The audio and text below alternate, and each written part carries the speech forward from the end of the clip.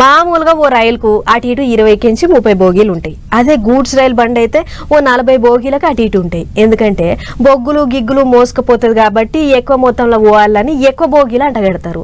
Engine కూడా గట్టిగానే ఉంటది. కానీ గీ రైలు బండికున్న బోగీలను గుంజుకుపోదానికి ఎంత గట్టి ఇంజన్ వాడిరో ఏమో గాని చూడు ఎంత పెద్ద రైలు. 1 2 3 4 5 అనుకుంటా బోగిలు లెక్క పెట్టుకుంటా కూసునేలు. అసలే ఎండాకాలం కొసొచ్చేటాళ్లకు నోరెండిపోతుంది, ఎండకు పానం అడిట్ అవుతుంది. అంత పెద్దగుంటది మరి గా రైలు బండి.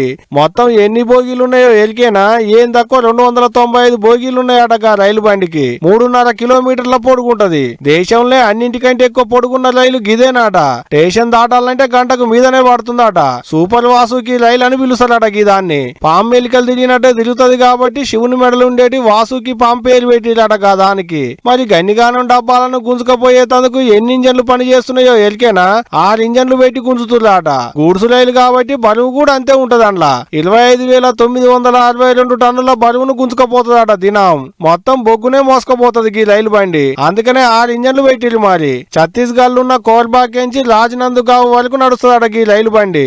మొత్తం 267 కిలోమీటర్ల దూరం ఉత్త 11 గంటలలోనే పోతుందట.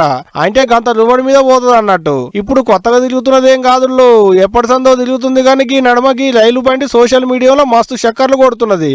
అందుకనే మీకు కూడా పాలు చూపెడతామని పట్టుకొచ్చినాం. ఏదన్నా కానీ గంత పెద్ద రైలు బండిని నడిపేటోళ్ళకే మొక్కాలే పోండ్రి.